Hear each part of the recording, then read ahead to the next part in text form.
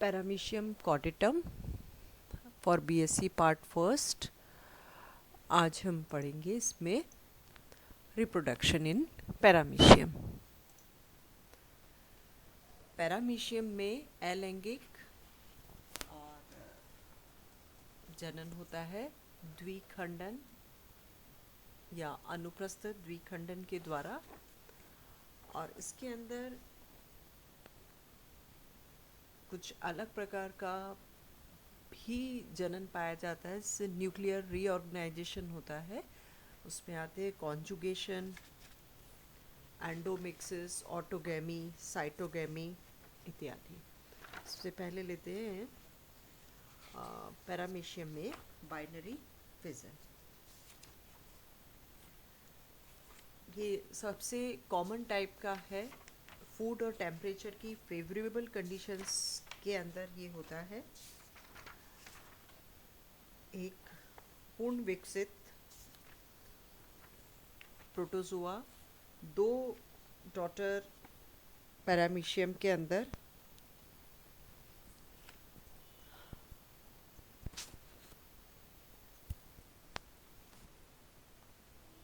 बढ़ जाता है, और ये डिवीज़न जो है वो शरीर के लंबवत अक्ष के समानांतर होते हैं। ये देखिए, ये रहा, ये है बाइनरी फिजन। इसमें क्या होता है, सबसे पहले जो माइक्रो न्यूक्लियस है वो उसमें समसूत्री विभाजन के द्वारा वो दो के अंदर विभक्त हो जाता है। इसी समय साथ ही साथ में मैक्रो न्यूक्लियस भी डिवाइड होता है, लेकिन इसके अंदर ये एमाइटोटिकली डिवाइड होता है। सिंपली ये लंबा हो जाता है, बीच में एक संकुचन होता है और दो मैक्रोन्यूक्लियस में परिवर्तित हो जाता है। ओरल ग्रूव्स डिसअपियर हो जाती है और उसके बाद में दो ओरल ग्रूव्स बनने लगती है।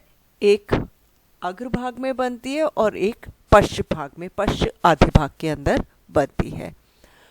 दो जो ओरिजिनल कॉन्ट्रैक्टाइल वैक्यूल्स थे, वो एक कॉन्ट्रैक्टाइल वाइल जो आगे वाला है वो इसमें रह जाएगा, पीछे वाला इसके अंदर रह जाता है, और दो नए कॉन्ट्रैक्टाइल वैक्यूल्स बाद में विकसित होते हैं, और इसी तरह से दो बकल स्ट्रक्चर्स भी डेवलप होते हैं। ये पहले वाला तो डिसअपियर हो गया, उसके बाद में ये नई बकल ग्रूव बनती है और नया ओरल अपैरेटस का निर्माण होता है। इन सब प्रोसेस के साथ साथ में ही पैरामीशियम के शरीर में मध्य में एक संकीर्णन उत्पन्न होता है। ये देखिए, ये संकीर्णन उत्पन्न हो रहा है और ये धीरे धीरे डीप होता जाता है, साइटोप्लाज्म को भी कंप्लीटली डिवाइड कर देता है, और फाइनली दो डॉटर पैरामीशियम बन जाते हैं, जो कि दोनों की साइज एक जैसी होती है और सेल ऑर्गेनल्स सेम होते हैं।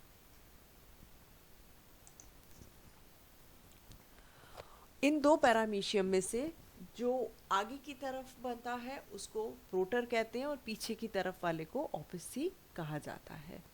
ये साइज में वृद्धि करते हैं और फिर से इनके अंदर फिजन होता है। पैरामीशियम कॉर्डेटम में ये इस तरह से एक दिन में 2-3 बार डिवाइड हो जाते हैं, और एक प्रोसेस को कंप्लीट होने में 2 घंटे का समय लगता है। बाइनरी फिजन के द्वारा एक साल में लगभग 600 पीढ़ियां उत्पन्न हो जाती है।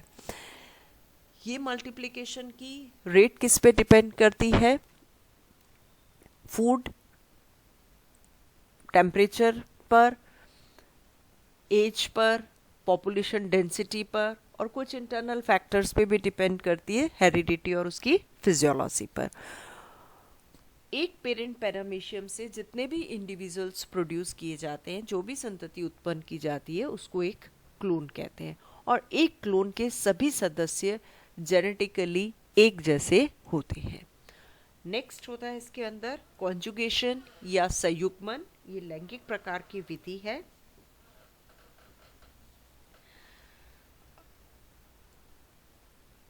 इसमें सिंपली दो पैरामीशियम में टेम्पररीली पास में आते हैं, संयुग्मन होता है, आपस में मिलते हैं, उनके अंदर जो माइक्रोन्यूक्लियर मटेरियल है उनका आदान प्रदान होता है और ये वापस सेपरेट हो जाते हैं। ये प्रोसेस जो है पैरामीशियम के अंदर बाइनरी फिजन और इसके बीच में होता रहता है और ये स्पीशीज़ की वाइटलिटी को बनाए रखना आवश्यक होता है।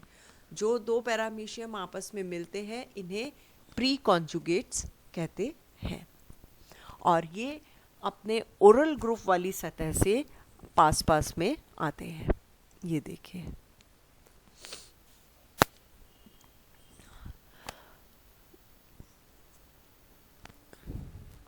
ये दो पैरामीशियम है, दोनों में डिप्लॉयड न्यूक्लियस है, ये पास पास में आए, ठीक है। उसके बाद में जो सीलिया हैं वो कुछ ऐसा सब्सटेंस सरफेस पे सिक्रीट करते हैं जो कि इन दोनों पैरामीशियम को आपस में चिपकने में हेल्प करता है। इसके बाद ये खाना खाना छोड़ देते हैं और इनके जो बकल स्ट्रक्चर है वो डिसअपियर हो जाते हैं और पेलिकल, एक्टोप्लाज्म जहाँ पर भी ये मिल रही हैं वो आपस में जुड़ जाती है, डिसइंटीग्रेट हो जाती है और एक प्रोटोप्लाज्मिक दोनों इन इंडिविजुअल के बीच में एक प्रोटोप्लाज्मिक सेतु का निर्माण हो जाता है। अब इनको क्या कहते हैं? कॉन्जुगेट्स या गैमेटोसाइट्स कहते हैं। ये एक्टिवली जल में तैरते हैं और उनके अंदर कई न्यूक्लियर चेंजेस आते हैं। सबसे पहले क्या होगा, जो मैक्रोन्यूक्लियस है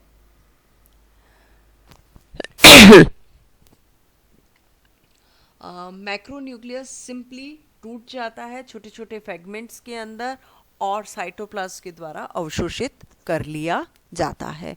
जबकि जो डिप्लॉयड माइक्रोन्यूक्लियस है वो सबसे पहले साइज में वृद्धि करता है, ठीक है। साइज में वृद्धि करने के बाद में इसके अंदर मियोसिस या अर्धसूत्री विभाजन होता है जिसके फलस्वरूप 4 डॉटर माइक्रोन्यूक्लियस बनते हैं। ये देखिए, दोनों में 4 डॉटर माइक्रोन्यूक्लियस बन गए हैं। अब इन 4 में से 3 जो न्यूक्लियस है माइक्रोन्यूक्लियस, ये डिसइंटीग्रेट हो जाते हैं, खत्म हो जाते हैं, ठीक है। और जो अब एक बचता है उसके अंदर असमान विभाजन होता है। असमान विभाजित होकर ये क्या बनाते हैं? डॉटर प्रोन्यूक्लियाई या गैमीट न्यूक्लियाई बनाते हैं। असमान रूप से विभाजित हुए 2 बन गए। अब ये जो न्यूक्लियाई बने हैं इसमें से एक जो है वो माइग्रेटरी मेल प्रोन्यूक्लियस की तरह काम करता है, ठीक है। और ये क्या करता है, दूसरे के अंदर मूव कर जाता है। एक ये इधर आ गया, ये वाला इधर आ गया और ये माइग्रेट करके फिर दूसरे वाले न्यूक्लियस से फ्यूज कर जाते हैं और जाइगोट न्यूक्लियस या सिनकैरियन बनाते हैं जिसके अंदर फिर से क्रोमोसोम्स की संख्या डिप्लॉयड हो जाती है। और इस तरह से क्या है, इन दोनों पैरामीशियम का जो हेरिडिटरी मटेरियल है वो भी एक्सचेंज हो जाता है। अब ये जो जाइगोट है न्यूक्लियस का, इसको एम्फी न्यूक्लियस कहते हैं क्योंकि इसके अंदर 2 न्यूक्लियाई आए हैं 2 डिफरेंट इंडिविजुअल से, 2 डिफरेंट पैरामीशियम से।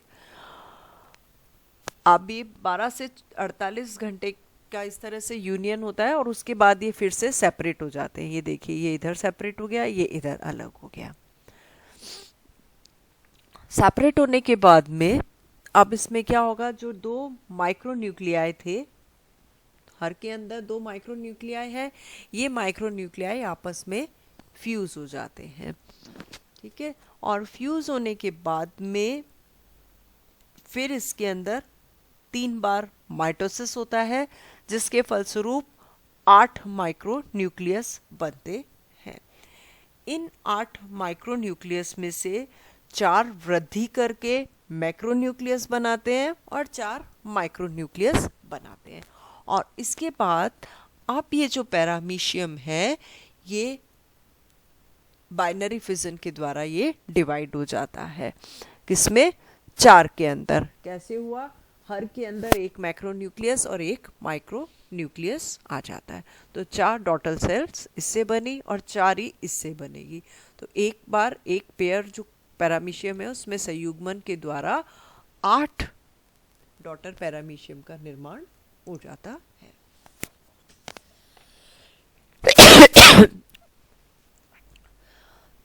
कंडीशंस क्या है कॉन्जुगेशन के लिए? ये बड़ा कॉम्प्लेक्स फिजियोलॉजिकल प्रोसेस है। प्रतिकूल परिस्थितियों में होता है, जब भोजन की कमी हो या कुछ केमिकल्स की उपस्थिति की वजह से अचानक से डार्क आ जाए या टेम्परेचर बहुत कम हो जाए और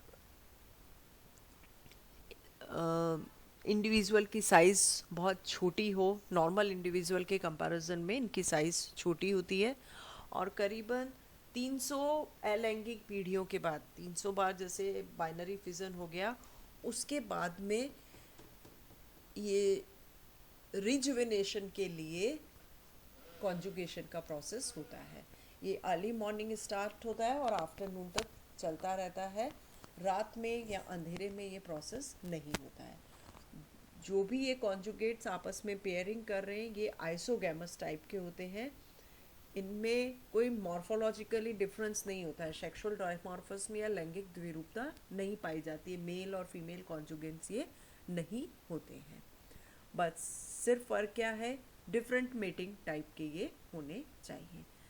प्योर लाइन के मेंबर्स में ये नहीं होता है क्योंकि वो एक ही पेरेंट की वंशज होंगे। नेक्स्ट है सिग्निफिकेंस ऑफ कॉन्जुगेशन। क्या है? कॉन्जुगेशन जो है वो बाइनरी फिजन की कंटिन्यूटी के लिए इसेंशियल होते हैं। इसके द्वारा इनकी वाइटलिटी ऑफ रेस भी मेंटेन रहती है। ये रिजुविनेट हो जाते हैं, इनके अंदर न्यूक्लियर रीऑर्गेनाइजेशन हो जाता है और जो एक्टिव माइग्रेटरी प्रोन्यूक्लियस है जो एक पैरामीशियम से दूसरा पैरामीशियम में जा रहा है उसको जनरली मेल प्रोन्यूक्लियस मानते हैं और जो स्टेशनरी है उसको फीमेल प्रोन्यूक्लियस माना जाता है। और ये वेरिएशन कॉज करते हैं क्योंकि दो डिफरेंट लाइन के पैरामीशियम आपस में मिल रहे हैं। नेक्स्ट है ऑटोगेमी ऑफ पैरामीशियम। ये है ऑटोगेमी। ऑटोगेमी जो पाया जाता है वो पैरामीशियम ऑरिलिया में मिलता है जिसके अंदर 2 माइक्रोन्यूक्लियाई स्थित होते हैं। एक मैक्रोन्यूक्लियस है और 2 माइक्रोन्यूक्लियस है। सबसे पहले क्या होगा, मैक्रोन्यूक्लियस छोटे छोटे फ्रेगमेंट्स में ब्रेक हो जाता है, टुकड़ों में बंट जाता है और वो साइटोप्लाज्म के द्वारा अवशोषित कर लिया जाता है। ये जो डिप्लॉयड माइक्रोन्यूक्लियस है इनके अंदर मियोसिस या अर्धसूत्री विभाजन होता है जिसके फलस्वरूप 8 डॉटर न्यूक्लियाई बनते हैं।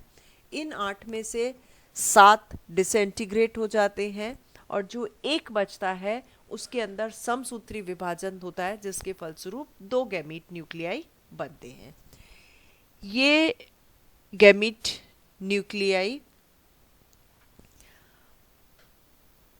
फ्यूज होकर जाइगोट न्यूक्लियस का निर्माण करते हैं और ये जाइगोट न्यूक्लियस वापस डिप्लॉयड हो गए। ये अब ये जो जाइगोट न्यूक्लियस जो कि डिप्लॉयड है नंबर में, इसमें 2 बार ये विभाजित होते हैं जिसके फलस्वरूप 4 न्यूक्लियाई बनते हैं। इन 4 में से 2 मैक्रोन्यूक्लियस बना लेते हैं और 2 मैक्रोन्यूक्लियाई में परिवर्तित होते हैं और उसके बाद ये पैरामीशियम 2 डॉटर पैरामीशियम में विभक्त हो जाता है और प्रत्येक के अंदर एक मैक्रोन्यूक्लियस और 2 माइक्रोन्यूक्लियस पाए जाते हैं। इसको बोलते हैं ऑटोगेमी। एक ही पैरामीशियम है इसके अंदर, अपने आप से ये डिवाइड हो रहा है। सेल्फ मैरिज ऑटोगेमी, इसको सेल्फ फर्टिलाइजेशन कहते हैं। दूसरा है फिर साइटोगेमी। ये पैरामीशियम कॉर्डेटम में ऑब्जर्व किया गया था। इसके अंदर में क्या होता है, कोई न्यूक्लियर एक्सचेंज नहीं होता है। कॉन्जुगेशन के जैसा ही है ये, और इसमें दो छोटे पैरामीशियम टेम्पररी ओरल सरफेस की साइड से आपस में जुड़ते हैं, लेकिन इनकी जो पेलिकल है दोनों पैरामीशियम की वो टूटती नहीं है। और न्यूक्लियर एक्सचेंज नहीं होता है इसके अंदर। माइक्रोन्यूक्लियस 3 बार डिवाइड होकर 8 माइक्रोन्यूक्लियस बना लेता है, उसमें से 6 डिसइंटीग्रेट हो जाते हैं और 2 बचते हैं। और ये दो जो माइक्रोन्यूक्लियाई है फिर भी आपस में फ्यूज हो जाते हैं और फिर वापस से एनिमल सेपरेट हो जाता है। इस प्रोसेस को कंप्लीट होने में 13 घंटे का समय लगता है। नेक्स्ट है एंडोमिक्सिस।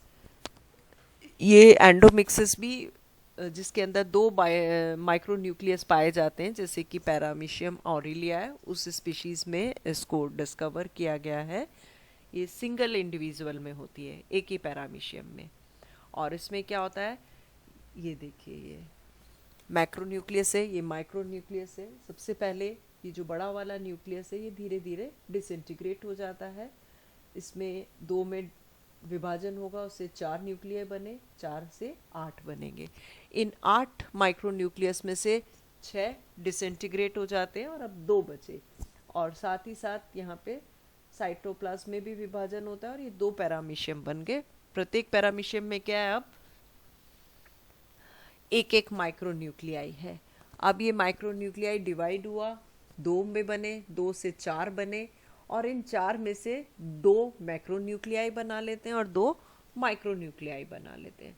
फिर इस माइक्रोन्यूक्लियाई में फिर से विभाजन होता है, उसके फलस्वरूप 4 माइक्रोन्यूक्लियाई बनते हैं और अब ये पैरामीशियम 2 में विभक्त हो जाता है और प्रत्येक के अंदर 1 मैक्रोन्यूक्लियस और 2 माइक्रोन्यूक्लियस होते हैं। तो ये एक पैरामीशियम था, इससे अंत में 4 डॉटर पैरामीशियम फॉर्म हो जाते हैं। और ये सारा कौन कर रहा है, डिवीजन किसके द्वारा हो रहा है, माइक्रोन्यूक्लियस के द्वारा। कोई एक्सचेंज नहीं हो रहा है, कुछ नहीं हो रहा है। ये कहलाता है एंडोमिक्सिस। देन है कप्पा पार्टिकल्स। पैरामीशियम में कुछ साइटोप्लाज्म भी पाए जाते हैं, जैसे एक है कप्पा पार्टिकल्स। और इन्होंने ये बताया, साइंटिस्ट है TH सोनीबॉर्न, कि कॉन्जुगेशन के लिए पैरामीशियम की जो 2 वैरायटीज़ आपस में मिलती है, कभी कभी उन दोनों में से एक ही वैरायटी जीवित बचती है और दूसरी मर जाती है। इसमें से जो जीवित रहती है उसको तो किलर कहा जाता है और दूसरी जो मर जाती है उसको सेंसिटिव या संवेदी कहा जाता है। और इन्होंने ये बताया कि जो किलर है, जो किलर स्ट्रेन है, उसके अंदर एक रेप्लिकेटिंग साइटोप्लाज्मिक पार्टिकल पाया जाता है जिसमें DNA होता है और उसे कप्पा पार्टिकल्स कहते हैं। ये पार्टिकल्स एक किलर सब्सटेंस या स्व प्रतिकृति कारक है ये, और ये एक टॉक्सिक सब्सटेंस उत्पन्न करते हैं, पैरामेसिन।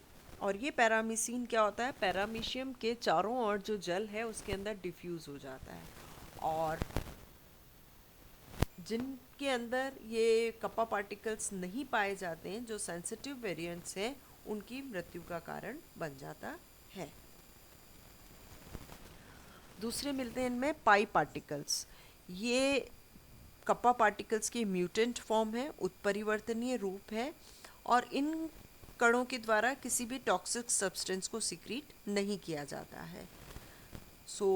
ये जिनके अंदर ये मौजूद नहीं है उनके लिए हार्मफुल नहीं होता है। नेक्स्ट है MU पार्टिकल्स। ये कण भी किलर होते हैं और कॉन्जुगेशन के दौरान जिस कॉन्जुगेंट के अंदर ये नहीं पाए जाते हैं उसको ये मार देते हैं। लास्ट है लैम्डा पार्टिकल्स। सभी किलर पैरामीशियम के अंदर ये पाए जाते हैं। क्वेश्चन है, और ये उनके आंसर्स हैं।